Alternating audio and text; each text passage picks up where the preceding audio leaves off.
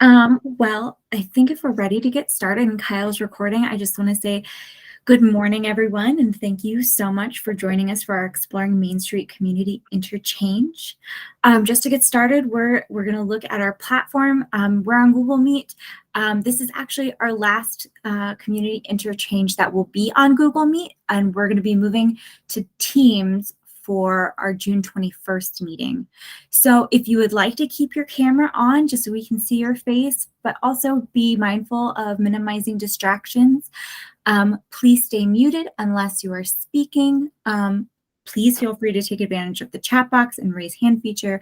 And also, this webinar is being recorded. So if you know somebody who wasn't able to be here today but would be interested in watching it, let us know and we'd be happy to share. It'll be on our YouTube also. And so our agenda for this morning, our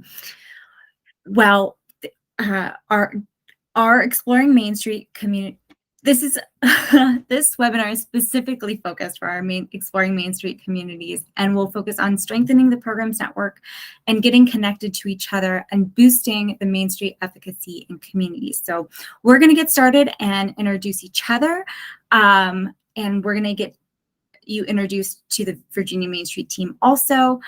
Kyle's going to share a little bit of news, and then he's going to introduce our speaker today, Kathy from St. Paul. So, as we are having conversations and we're introducing each other, and there'll be some discussion later on, I just want everyone to be mindful to embrace curiosity. Remember that we're all figuring it out. Take space and make space. So if you are a really talkative person, be mindful that maybe some less talkative people need some space to speak. Also, if you're less talkative, speak up. We want to hear your voice also. And just remember to stay connected. So our VMS team has grown in the last year. I might be a new face. I joined in October, and I'm going to be I'm the program administrator for the Shenandoah Valley. Kyle is been here for over a decade, probably closer to 15 years. So he's a familiar face, but he's going to be, he does the East Coast. Zachary, who's not able to be with us this morning, is working in the South. I don't know if the rest of the team want to introduce themselves. I just kind of jumped in there, or I can keep going and introducing everyone. Okay, Nicole and Courtney are together this morning. Nicole is in Southwest, and Courtney, our program manager, is with her because they're visiting some of our communities in the Southwest, and Blair works with our northern communities and is on the call with us also. We would love to hear from you. So we're going to do a popcorn style introduction. If you could share your name, where you're joining us from, and the best thing that has happened to you today. And when you're done sharing, just pass the mic to someone else. So you got to pay attention to make sure that you know who's been able to share and who needs to share. So I'll get started today. As I mentioned, I'm Ellie Dudding-McFadden. I'm a program administrator with Virginia Main Street, and the best thing that has happened to me today is that I found out that I have a full iced coffee in the fridge that I didn't know that I had. So that was really exciting. And I'm going to pass the mic to Allison Wood. Hi, Ellie. I just knew that you were going to say my name. I was just waiting for it. Good morning, everybody. My name is Allison Wood. I'm joining from Leesburg. And the best thing that has happened to me so far today has been that my coworker, Melanie, brought in my Girl Scout cookie order. So I am so excited. I have 10 boxes of cookies that I'm bringing home with me, if all 10 of them make it out of the day. And I will pass it on to Nicole Childress. Hi, everyone. I'm Nicole Childress. I'm one of the program administrators for Southwest Virginia, coming to you live from downtown Tazewell. And the best thing I think that has happened to me so far is how nice and warm it actually is outside. And I will pass it to my lovely co-host, Courtney Bailey. Hi, I'm Courtney. I'm joining also from downtown Tazewell. I'm sure you can hear the traffic going by as we sit outside the Well Coffee Shop. The best thing that has happened to me so far today is I'm traveling, but I called my husband and my cat recognized my voice on the phone and started meowing for me. So, and I will pass the mic on to Blair Burglar.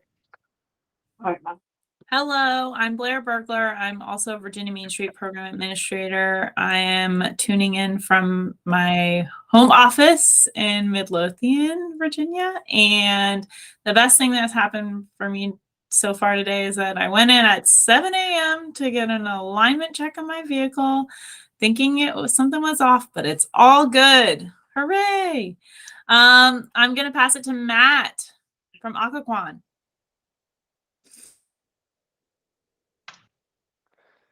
Howdy there. This is Matt from Occoquan, OCCOQUAN. Don't worry if you can never say it correctly, it's okay. And the good thing that happened today so far,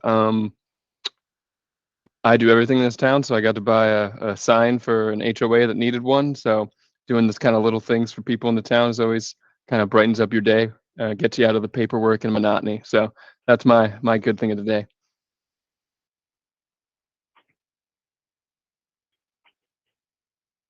Oh, I need to pass it along. I'm gonna go with Meggie. Is it Roche or Roche? It's Roche. Thank you. Hi, so I'm Maggie Roach, and I'm joining today from the town of Dayton. The best thing that's happened to me today, I actually have a good one for this one. We were approved this morning for our final construction intent documents from VDOT for our wayfinding signage. So we have been waiting a long time for that. So that was very good news this morning.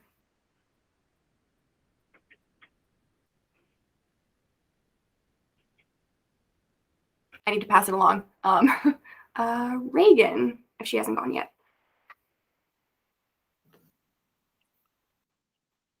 I don't know if, let's see. Oh, my computer's going crazy. There we are. Hey, I'm Reagan. I'm from the town of Wise, and I am pregnant and very hungry, so I'm sitting here eating food. That's why my camera's off. Something good that happened today was the weather. I'm in far southwest Virginia, and it's just been miserable this winter. And I was outside earlier looking at some drainage stuff, and I'm like, this weather is fantastic, although very windy. So I'm like all wild up in here, but very excited about this weather and excited for spring. So it's awesome stuff. Let's pass it to, I am not good at this virtual Zoom Google stuff. I can't see a list. Let's go with, I see a Chastity Bryant. Good morning. I'm Chastity Bryant. I'm with the town of Blackstone. I am the community development specialist in Blackstone, Virginia. One good thing that happened to me this morning, I woke up and I'm alive. And I'm going to pass it to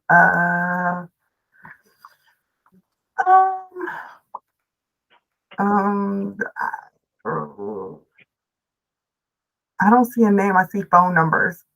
So whoever number ends in 66, I'm not sure who that is. They're coming by phone.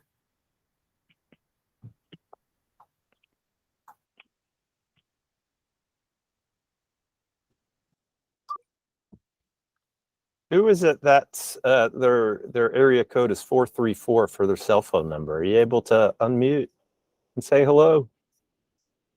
Hello, can you hear me? There we go. Yeah. Okay, this is Beverly Hawthorne, and I am at home today.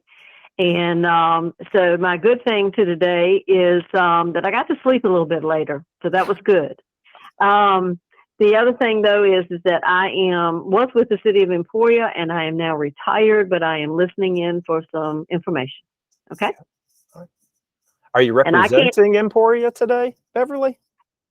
I will pass it on to the Emporia folks if he is not on today. I think he's planning to get on, but he might not be on yet. So I can't see anybody's number, so somebody else will have to pass it to somebody. So whose number ends in 10? So it starts with 540.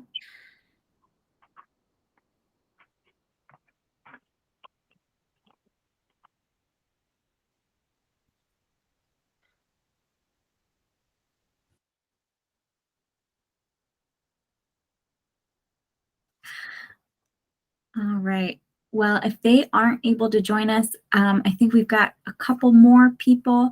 A. Lamar Hoy, would you mind sharing introduction? Yes, thank you so much. Just happened to get my audio together. So yes, I am A. Lamar Hoy, and I'm the Community and Economic Development Manager for the City of Emporia, Virginia. All right. The best thing that's happened is I got my audio to work for this call. It's one of the best things that can happen. And then last, David, we are introducing ourselves. We're sharing where we're from and the best thing that has happened to us today so far. David Bryant, City of Covington. And I guess I can say the best thing that has happened to me today was I was able to look in the mirror and say, good to see you. Good. Oh, that's a great way to start the day. Thanks. And I think it's time to pass it to Kyle. Yeah, pass it to me. Thank you so much, Ellie. So, we always have some great opportunities and some resources for you all. So I want to make sure just to give a few reminders about some things that are coming up before we dive into our content. But so the next webinar, Virginia Main Street webinar, is scheduled for March 16th. It starts at 11 a.m. Registration is currently open, and that is on inclusive leadership and organizational capacity. It'll be led by Dion Bowe of Main Street America, so we're excited about that. That's part of our Switch to Six series, focusing on best practices of local Main Street programs. On March 27th through the 29th, this is an exciting one. The Main Street Now conference is in Boston. So registration is currently open for that too. Of course, we hosted it in 2022 here in Richmond. So it's nice to see somebody else do it because it's a lot of work. But I hope that some of you can make it to the conference this year. Boston's a cool city. Then we're getting back into doing our regional rev ups. So these are in-person half-day workshops. We do 3 of them across the Commonwealth. So on May 16th, the rev up will be in Fredericksburg, May 17th in Alta Vista, and May 18th in Bristol. And the topic is diverse funding and sustainable program operations. Our trainer for this rev up is Jennifer Goldman. Then on June 21st, that's the next Exploring Main Street Community Interchange. And as we said, you'll be getting some information about our new platform because we'll be working from MS Teams. So we're leaving Google. Then the next thing, just a few reminders, if your community is not a member of Main Street America, they add an additional layer of resources to help you out, along with some networking opportunities with the entire national network. They have a lot of recorded webinars, pre-recorded webinars on their website, guides on how to manage your volunteer program, how to do social media, how to create a inclusive and welcoming downtown. So there are lots of great resources there. It's about $400 a year, so it's not a bank breaker, but it's certainly worth it. You also get discounts to the national conference. Let's see, nonprofitready.org is another online resource. It is free. This is a philanthropic arm of a software company. So it's chock full of all these modules from anything from nonprofit startup to managing volunteers, to best practices for your board of directors, you name it. So as this has been around, more and more resources are flowing into that. So you just need to create an account for it. And then you can take these little courses and earn points and certificates and so forth. So just another level of resources. And then just to remind you that our fiscal year 24 grant cycle is currently open. All applications are due on April 28th by 11:59 p.m. So this includes community business launch, the Community Vitality Grant, which is specifically for exploring Main Street communities. So that's to fund a project in your downtown, anything that supports your economic development plan, your work plan, or your vision for your organization and so forth. So keep that in mind. It is up to 15,000. Oh my gosh, right, Ellie? 15,000 now, correct? So it used to be 7,000. So that's a lot of money to work with to complete a project. So there'll be an opportunity to ask some questions about that at the end, but there is a recording of the how to apply that is on the website. And then the financial feasibility grant is 50,000 to study the highest and best use of a underutilized commercial building. And then we also have the resurgence grant, which is open up to the entire Commonwealth, which is 100,000 for commercial district revitalization and small business development and attraction. So keep those in mind. Both of these slides have hyperlinks to our website. So that's the one that's on Department of Housing Community Development. You'll find program guidelines, grant manuals, annual reports, and tech sheets there. And in the previous slide is a hyperlink to our blog, where you'll find our, blog. And then all of these training resources and registration. So there's a bunch of pre-recorded webinars that are there. All right, so lots of resources, but let's get into the heart of this. I'm so happy that Kathy Stewart, Executive Director of St. Paul Main Street, could be here today. So St. Paul's in Southwest Virginia, and Kathy has been doing this now for 6 or 7 years. I want to say you've been here a while, and we have seen some major transformations in downtown St. Paul that she'll talk about. Anything from hosting their own community business launch, then a financial feasibility grant to study an underutilized commercial building in downtown, and then that opened up as the Western Front boutique hotel. So, I mean, that's just scratching the surface. So I really want, Kathy, welcome. You can take the stage now and tell us all about how awesome St. Paul is and what you all have been doing with the Main Street program. Thank you, Kyle. Thank you for inviting me to talk to the group today. And I can always talk about St. Paul. And the best thing that happened to me today is I got up, and everybody else in my house got up and was able to get going today. So that's a good thing. So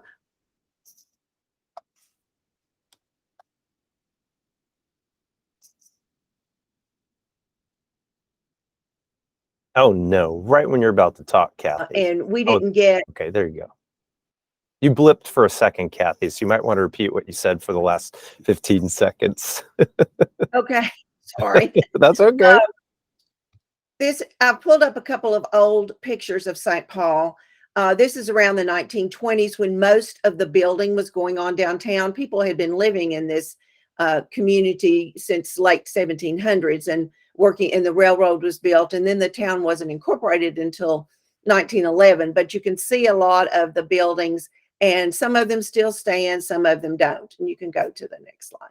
And we'll go about 40 years up to 1961. This is a homecoming parade right down Main Street.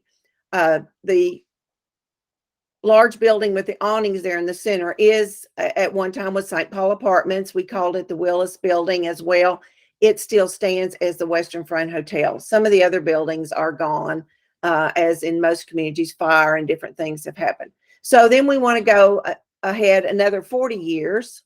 Next slide, please. And the development of St. Paul Tomorrow. St. Paul Tomorrow is our nonprofit that we have here that is the motherboard for St. Paul Main Street.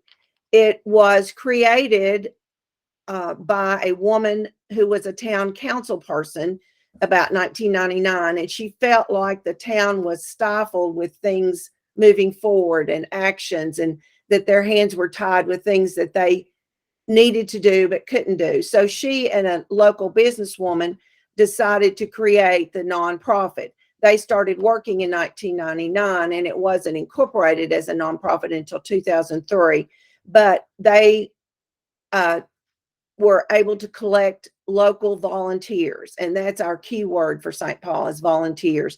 And so they started working together with the town government, and these movers and shakers had some vision And we have been working on that vision since 1999. And you can go to the next slide there. And planning and strategic planning with your partners is the most important thing, I think, for seeing through your ideas, your goals and objectives. In 1999, the council wrote a grant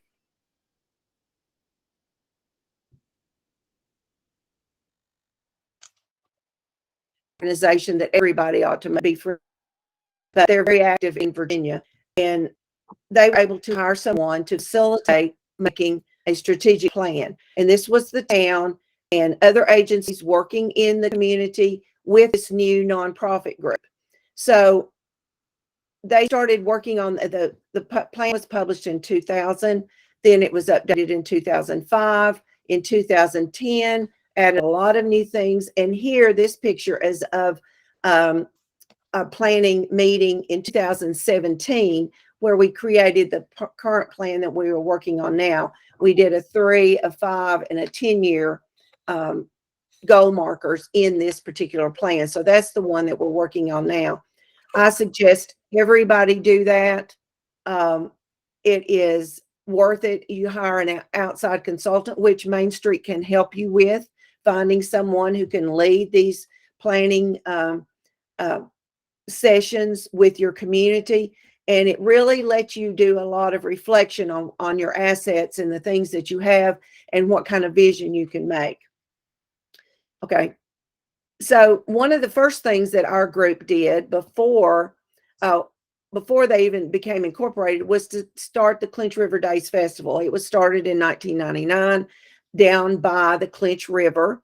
This is the park there next to that, and this is a picture of that a couple of years ago. So that was one of the things, and we started working with other community groups and had a lot of interaction with the counties and other groups that are interested in the Clinch River. So that was one of the first things we did, is create the festival. It is still going on. We're also planning it right now for this year. It's always the first weekend after Memorial Day. The next slide is of the Wetlands Estanoa Learning Center. Coinciding with this new nonprofit was a local high school teacher, and her class on flora and fauna and Appalachian culture had found that the big mud puddle pond in town was really a wetlands, and they had it registered. And so they were working alongside with St. Paul Tomorrow in trying to develop this. The Learning Center is open to people around the world. They've traveled around the world. They are very active in water conservation, water quality on the Clinch River, and in Wetlands Estanoa. So this is a very important part of St. Paul and that we're very proud of, and they work closely with our nonprofit. The thing about our nonprofit is it was set up in 1999, and so already had some things going and a very strong volunteer base by doing the festival, and then also creating the farmers market, which is in the next slide. This pavilion is located in right downtown, and this pavilion was probably built before we were a designated Main Street community, because the town was working with the nonprofit trying to develop this, and started out with a couple of little tents in another parking lot. And then we were able to secure this property, which actually belongs to Wise County Housing Authority, and the town, it pays $1 a year for 99 years or some, amount like that. So this is our farmers market pavilion, and it hosts the market once a week, sometimes twice a week during the high season. We use it for other events. So things were going on with this group. So the Clinch River Days Festival is one leg of the table. The farmers market is another. And then we were able to go on to designation in 2011. So that added another leg to the table that the nonprofit works with. We've, as you can see in the next slide, we have taken advantage of our biggest asset is the Clinch River. And here's a nice view floating. this girl in the picture happens to be the owner of Clinch Life Outfitters, one of our great local anchor businesses, and she's a great volunteer and does a lot of work throughout the community. So the Clinch River is an asset that we know we have to take care of. Once upon a time, it wasn't looked at as an asset. It was just something that flowed through town and around through the county. People fished in it, waded in it, rode their bikes in it, but they also had their cows in it. Some places, communities along the Clinch had other things going into the river. But over the years, communities like St. Paul have worked with county government and state government and other organizations like the Clinch River Valley Initiative, trying to clean up and do some work on that. So now we promote the Clinch River as the most biodiverse river in North America, which it is. Nobody's disproven that. It has a lot of mussel work because we have a lot of endangered species there, which Estanoa takes care of, and Clinch River Valley Initiative as well. So in the next slide, you can see a couple of other views of the Clinch River. On the left, you see the bluebells. There's a little island, Bluebell Island, that is now under the ownership of the Nature Conservancy. And about the end of March through the month of April, the native bluebells bloom, and it's gorgeous. And people come from all around to take pictures of the bluebells. So that's one of our assets. There's a trail that runs by there. We call that the Bluebell Island Trail. And it's about a 2-mile hike up and down. So it's one of our hiking opportunities through town. On the right there, you can see some floaters going down the river, probably during the festival. Here's a picture of, on the left, something that is in town is the Oxbow Lake. The Oxbow Lake was created when the Army Corps of Engineers rerouted the river in 1987 to alleviate flooding in St. Paul. So it was a big to-do. Mountains were moved, the river was moved, and so the lake is a great attraction for us. It's another walking trail. You can kayak or boat on this river. A lot of good fishing. Sugar Hill is another trail that we have, one of our biggest attractions that we concentrate on. This is now part of the Clinch River State Park. And of course, you see pictures of ATVs on the Mountain View Trail. The ATV experience has been an important asset for St. Paul because it has brought a lot of private investment into town.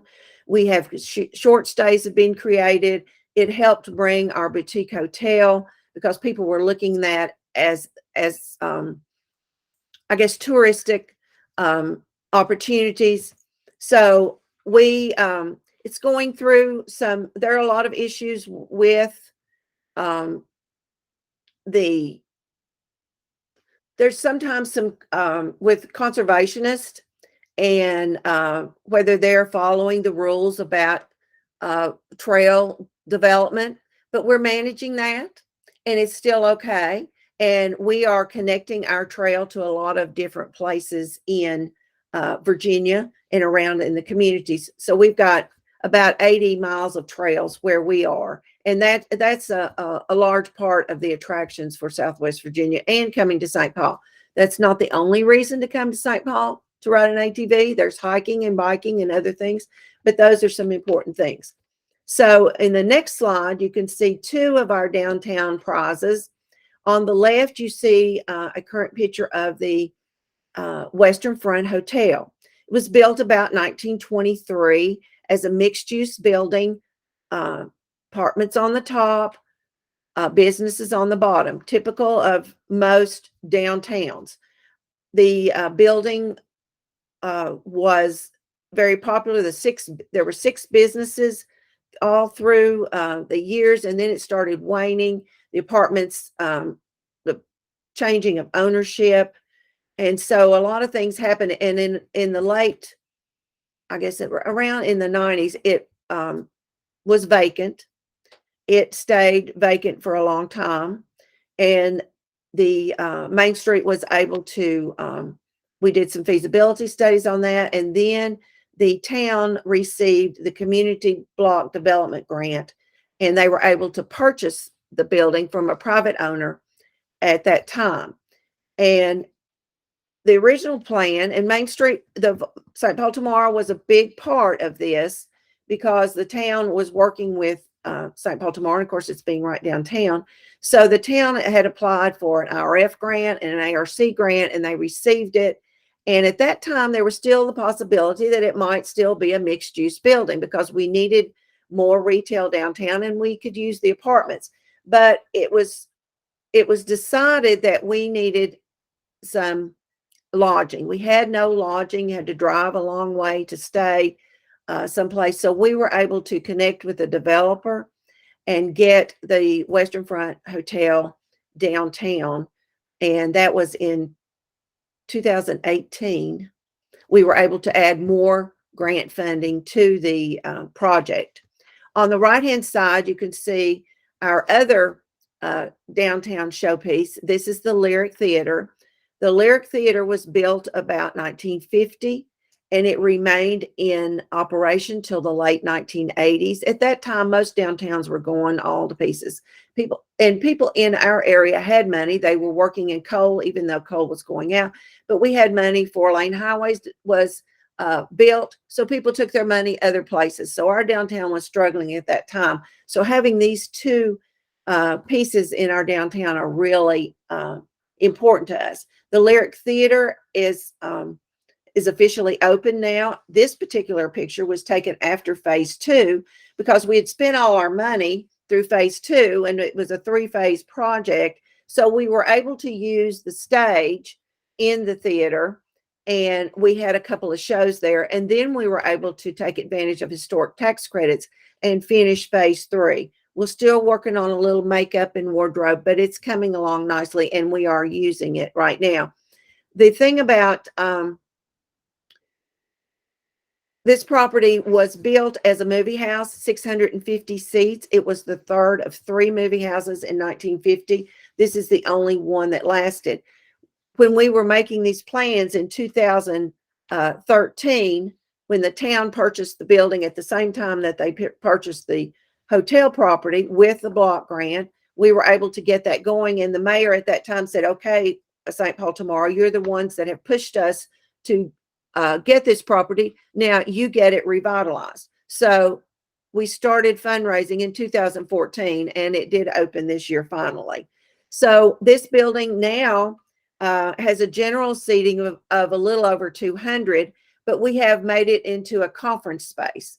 We didn't have that in the region. We didn't have that in our town. We felt like we needed meeting space regardless of how large it was. So now we have general seating for about 200. We have the capability for 5 breakout rooms, so we can have conferences, day meetings, and things. And it's and now we are able to partner with a hotel for retreats, weekend getaways. We also have UVA Wise in town now in their economic development offices. So we're able to partner with them for meetings and things going on. So we're really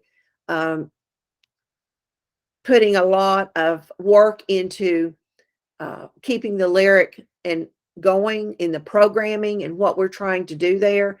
That's where our focus is now, on keeping these 2 prime pieces at operational, making money, doing the things that they need to be doing. So in the next slide, you can see another opportunity by having the hotel here. Now we're able to host things. This was the governor's visit for the ARC governor's conference in 2019, and 2021. I can't remember because so much has happened. I've slept maybe once since then. But this is downtown. We had all of the group that was here got to ride ATVs, so we were able to park them downtown and lead them out. And it was a great event for us by having the Lyric. They chose both of these, the Lyric and the hotel were ARC recipients, so they chose St. Paul to come here to showcase those two properties. And we're very fortunate that we've had ARC funding for our downtown, and along with IRF funding. We just received our third IRF funding for downtown for St. Paul in for a business development and revitalizing an old historic building on one of our streets. So we're very fortunate that we've been able to utilize the fundings. I feel like that because of the nonprofit being persistent, keeping going, not saying no, working with the town government, that's really important. We've had some rough spots. You know, 1 or 2 elections can really make a difference in the town election and how it communicates or how it works with the locals. But we have been pretty lucky over the past years, and we've been able to move forward. And I'm not ashamed to say that St. Paul Tomorrow is the reason that so many things have gotten done in St. Paul, because we've had a good working relationship with the town government, and we've been able to do more things that they probably weren't able to do. In the next slide, you can see the dedication of the Clinch River State Park. This is the 41st park in the Commonwealth. It is the first Blue Wave, and it's called a string of pearls because it's not one large piece of property. The communities down the Clinch, starting in Tazewell County, going down through Russell County, Wise County, and Scott County, all have communities that are on the park. And we're very fortunate to that St. Paul is the hub of the state park, and that's where the main offices will be, and that's where all the Sugar Hill property is included. So we're very fortunate to have that, and we're looking forward to what that's going to mean for downtown by adding the park. In the next slide, you can see a drone shot of downtown St. Paul now.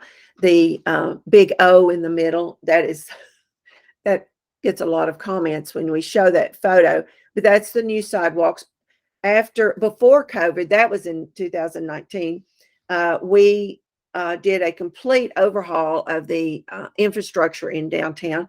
The town was able to do that with grants, lots of different grants. Of course, when you get grants, you have to invest your own money. You have to put skin in the game, which the town has been able to do for each of the grants that we have received in each of the big projects. You can see the hotel there, but we were able to do new water and sewer in the Main Street section, new sidewalks, new paving, and it was a great project for downtown and got us all ready for visitors. And then COVID came. And then nobody wanted to go downtown again for another year because the road was torn up the first time, and then COVID came and nobody went downtown. But we are back on track now, and things are really moving in downtown St. Paul right now. And we're happy to say that. So it's always a great day to be in St. Paul. And you can look that in the next slide. If you need to contact me, there's my address and my phone number. That's all I'm going to say right now, because I'm sure the questions that, if we get any questions, we'll answer some of the. Oh, I'm sure there's some questions. Thank you so much, Kathy. And I'll make sure that everybody has a copy of the slides from the presentation today. The recording will also be available. So let's talk. So what conversation, if begun today, could ripple out in a way that created new possibilities for your future of your downtown? So this is really an opportunity to hear from Kathy, and maybe take a deeper dive on this story and some really critical elements that helped to propel it to where it is now. Kathy, I'm curious, just to kind of jumpstart conversation, what do you think are the top 3 core factors that took your downtown from sort of an underwhelming economic situation with vacancies and deteriorated buildings to where it is now with this outdoor rec economy and businesses like the ATV rentals and boutique hotels and small theater for your convention space? What are those 3 core factors you think that brought you there? And I know there's more, but there might be 3 that come to mind at the top. Well, the first one, that comes to my mind is vision. We were not stuck in the place where we were in the late 90s. Things were changing. We're a train community, a coal community in the region. Most of the people that worked here were in one of those two industries, and we decided that that wasn't going to carry us forever, and we needed to look ahead. So in 1999, when the nonprofit was formed, we were able to create a vision for what we wanted to be. And we felt like our natural assets would attract visitors and that we should play on those things. And we wanted to be something more, and we needed the downtown. We were interested in environmental, that's not the right word. We were environmental awareness. We wanted to make sure that we were protecting what we had and assets, but getting our downtown, because quality of life is important. And that's probably maybe the second thing, was the quality of life for the people who live here, as well as tourism. We wanted people to live here to be glad they still lived here, and people that chose to live here had a good reason to stay here. And then, as I've said through the whole thing, the volunteers and the spirit of community really have made a difference. We've had a good core group over the years. Some of us are aging out, and we're trying to draw in new people, new younger groups. We're trying to see that the quality of life in St. Paul has been good for them, and that they want to continue to live here. So that's probably three things. I love it. I mean, the people, the vision, and also bringing together a lot of resources. Yes. You know, you guys have layered those in really nicely. I'm going to hand it off. Yeah. Okay. Well, I want to say about that. Yeah, go. Yeah. We don't, we make St. Paul Tomorrow as well as the town, but we look for people our partners. We look for agencies that are working in our area. We look for people. We don't wait for them to come to us. We go to them. We go to trainings. We go to information. We try to get in on everything we can. And a lot of that is volunteer driven, going to meetings, going to things, finding out information, not waiting on the town council or the mayor or the town manager to pass that information along. We go for it, and that's the volunteers that are pushing that. And so it really makes a good partnership. Thank you, Kathy. And that's an important element of doing Main Street well, is having that broad-based support in the revitalization effort. So kudos. I'm going to pass the mic to David. Bryant has a question for you. So David, feel free to unmute and ask Kathy your question. Kathy, first and foremost, thank you for taking your time to present to us newer folks involved with the program. A couple of questions. What is the numbers on your core group of volunteers? Well, the St. Paul Main Street Board has been, we have 13 members right now. We're in a process of rotating a few off. So this year we're bringing on a few more members. We have volunteers who work outside of the board, of course, like for the Lyric Committee. When the board was tasked with revitalizing the Lyric Theater, the president at that time, the chair, appointed a Lyric ad hoc committee. Well, at that time, I was on the board, and I was asked to be the chair of that committee. So when I took the Main Street director's job, I said, I'll keep that job. Well, that was a mistake. I'll just tell you. It wasn't, because it's been a labor of love, but it's just been a lot of extra work. So I don't want to say that was a mistake, because it meant a lot to me. So we've had volunteer community members who have worked just on the Lyric project. You know, we may have 4 or 5 outside of the board members. When we've done fundraisers, we may have 2 or 3 people that come on that just are interested in that particular project. So I would say 20. You know, we're in our downtown, our incorporated limits. We only have 1,000 people, maybe 1,010 now. We're still the smallest accredited one in Virginia.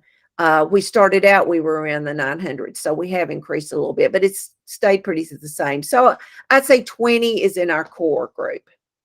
Okay, thank you so much for that. Your foundation, I guess you would say pillars.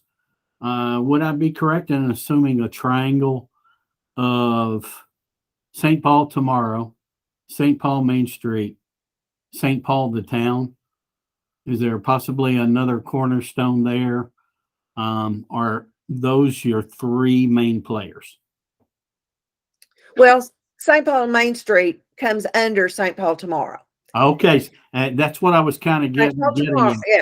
So okay, St. Paul Tomorrow is nonprofit. And see, we already had this nonprofit when we were designated. Okay. And National, I'm going to say this out here, National wanted us to create another nonprofit. Well, the problem with that is when you only have 1,000 people and your volunteer pool is small, we just pushed back and said, no, we're keeping the same board makeup in the same board because they had been so successful before. So we already had the festival going. We already had the farmers market established. So we just added Main Street in under that. And then the Lyric is kind of out by itself too, because we had a separate committee for that and the construction of that. So and then with the town as well. But the Main Street board oversees a lot of things. And of course, Main Street is just still in the designated area of downtown in our block. We do have property outside of the designated area that St. Paul Tomorrow still works with, especially the locally owned communities. And our river is outside of the district. Most of our hiking is outside of the district. So St. Paul Tomorrow spreads out there, where I deal mostly with downtown, but that's not really true because I work with all of that. So that was a great answer. Thank you so much, because I was looking at those slides and saying, now there's no way that those ATVs are running off of Main Street. Well, let me tell you about that. We had forward-thinking council members who allowed ATVs to drive downtown. You can ride a golf cart and an ATV in town. You can rent one at the hotel. You can get on it right there and drive 2 blocks because the trailhead is right on the edge of town. You can go ride the trail, come back downtown and eat and stay. So that has really been attractive to trail riders because the trail is just on the edge of town. So it's just 5 minutes to drive from downtown. So it's nice. That's one of the things we look for. We'll say, well, there's a lot of ATVers in town today. We're really happy for that. Sometimes we can't capture all of those visitors because they are day riders maybe, but if they stay or eat, we can kind of capture those numbers. Thank you. You're welcome. Thank you, David. What other questions do we have? Let's see if anything. Nope, no questions there. How about for some of you who are fairly new to Main Street, or maybe you've had some history with Main Street, but as far as that being a responsibility of your new job and representing your community, might you have any questions for Kathy, or feel free to pipe up while we have other, Virginia Main Street representatives here. We're happy to answer some questions. So include Matt Whitmore. Might you have any questions? I believe you represent, oh goodness gracious, Emporia. Did I remember that correctly? Yes, Emporia is on here. Yeah. Blackstone. Hey, it's Matt here. Hey, Matt. It's not Emporia, Occoquan. Oh, that's right. You are Occoquan. Similar boat to St. Paul. I mean, we're at 1,000 people right now. We're just going through this process again. We used to be Main Street back in the day, and I'm now in charge of making us Main Street affiliate again and working through kind of similar to what you all did back in '99. We're working with our chamber to create a nonprofit to kind of help, boost tourism and economic development in our downtown area. So if you have any general advice of going through that process of the town working with a nonprofit and kind of setting up that whole situation, if you have any advice on that kind of starting off, that'd be appreciated for sure. Well, you need somebody that is not in the town government to really be the force for the nonprofit. You need somebody in the town government to be a liaison.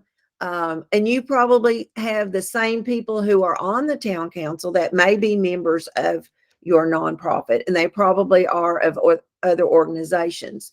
So you need to establish a nonprofit, and that's relatively simple as far as the paperwork and the procedure is, but it's actually the work that is to be done by the nonprofit. You have to have a mission, you have to have a purpose, and you have to have planning. Can't say that enough.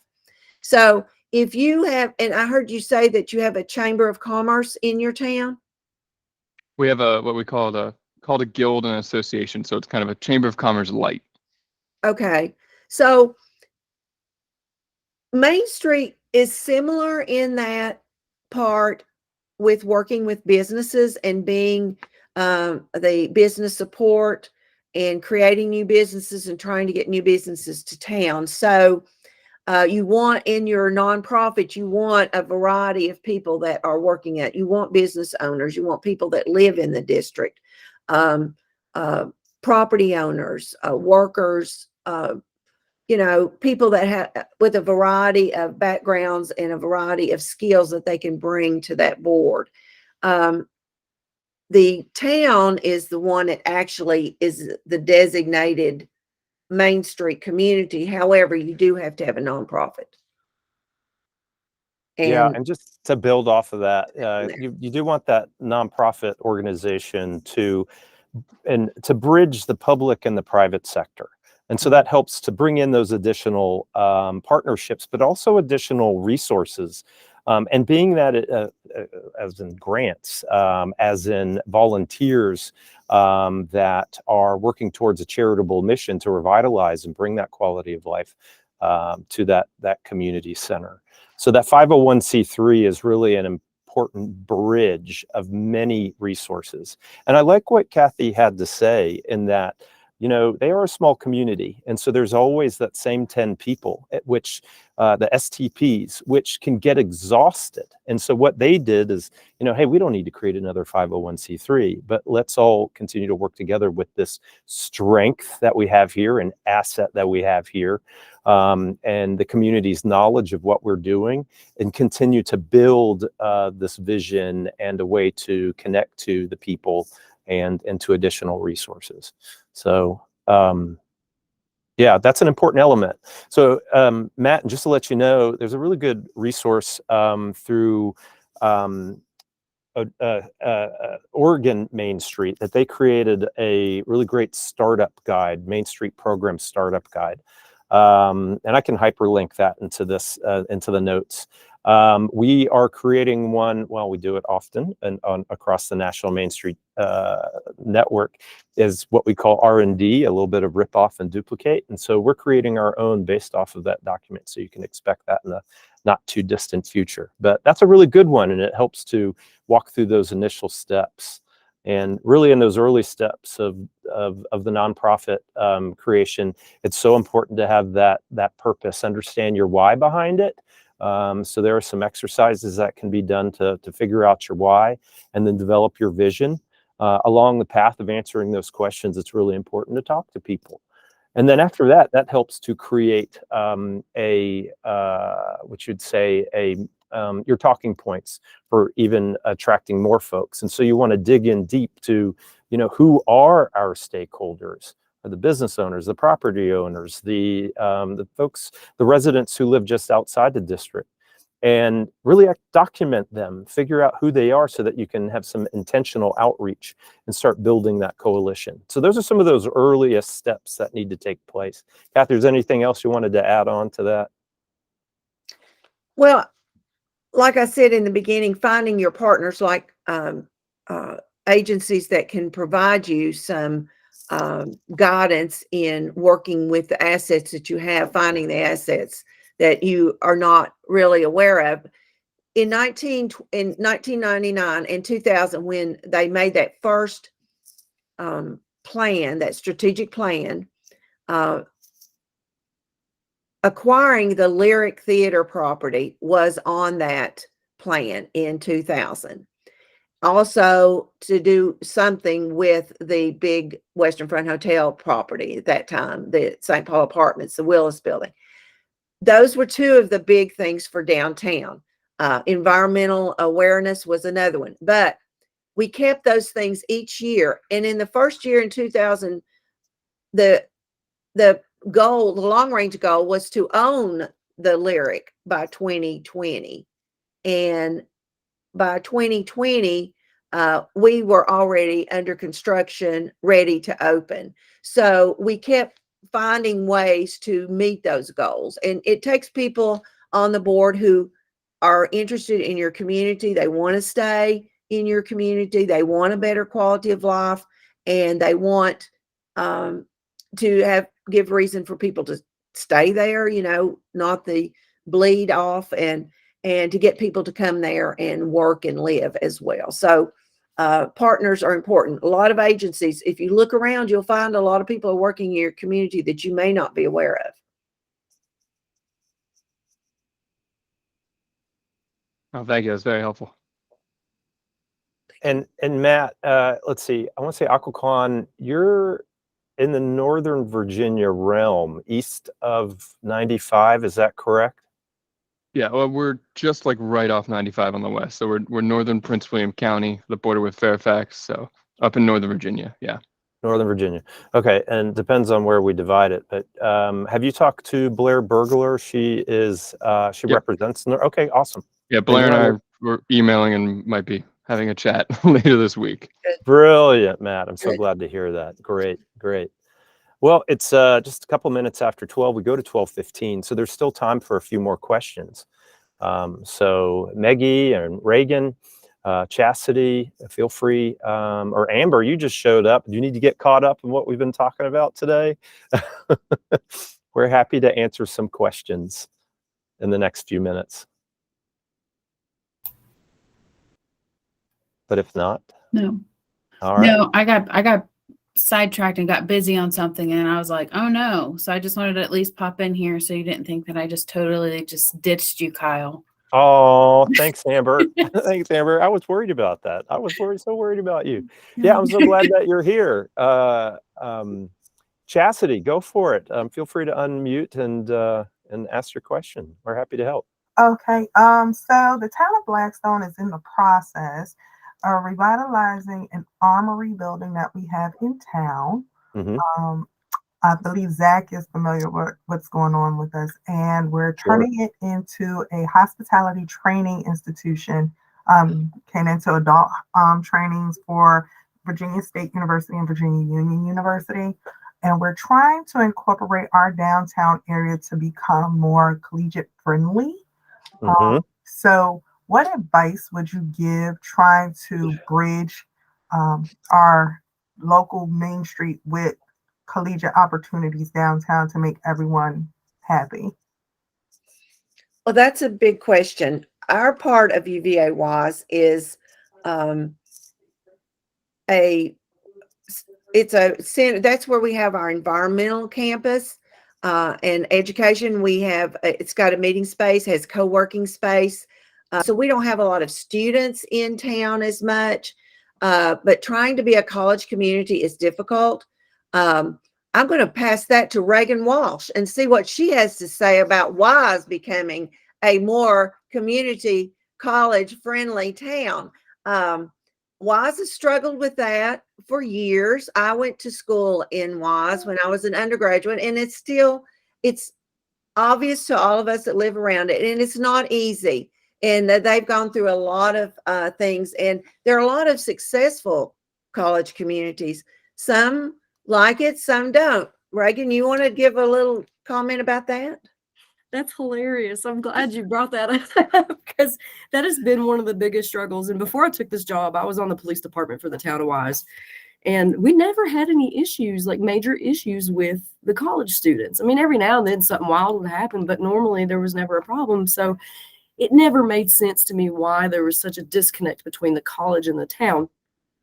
Well, after, being here I'm from Wise, but I was military and so was my parents. So I didn't get to grow up here, but it was always home. So when I came back, I'm like, why is there this disconnect? Well, I would say that a lot of it had to do with the management of the town. And the town of Wise has always been well, this is how we've always done it. We're never going to do this because blah, blah, blah, blah, blah. I can't stand that kind of stuff. And, we've got a fantastic town manager now. And I know some of y'all probably know her, Laura Roberts, and she's like visionary. She's got all these great ideas of things that she wants to do. And now she can do them because we've got a motivated council.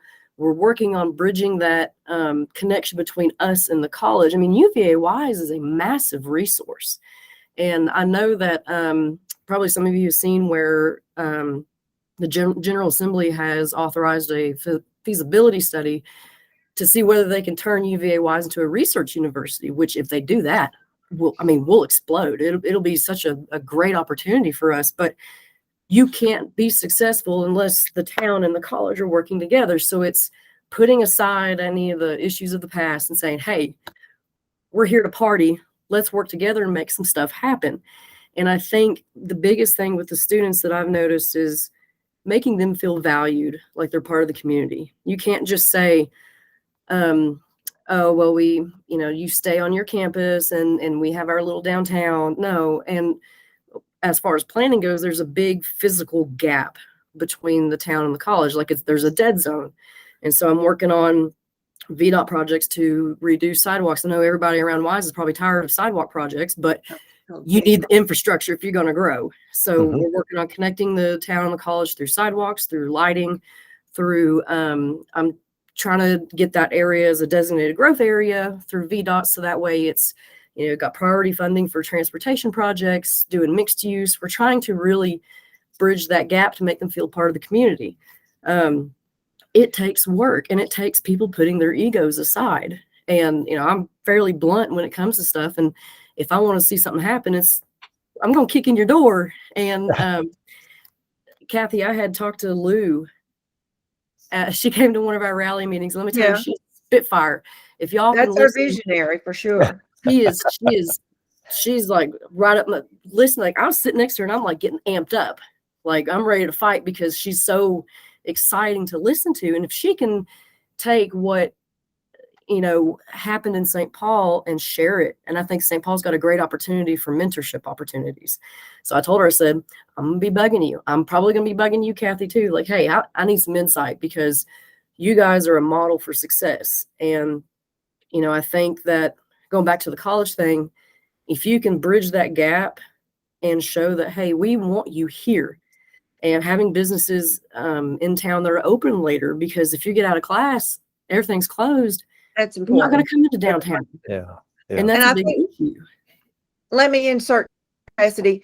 Your college probably can tell you the amount of money that each student brings to the community. I remember because I'm on the college alumni board, and I remember working with the chamber, the Wise County Chamber, talking about at that time, but gosh, back in the 80s and 90s, each student brought like $6,000 to the community per year. So that's a lot of money invested in the community, and the college needs to make that connection with the town. And as you said, the resource, I mean, the people that are trained in different things. I know in Lexington, they have the two colleges. They have people on their board that work at the college, former students. So the same thing with the college. And I know that UVA Wise tries to be a community asset for all of us in the Wise County area and in the region. So that it's a lot of work, but it can be done. And as you know, that could only be one or two people who are not willing to participate, but just go around them. Yes. Yeah.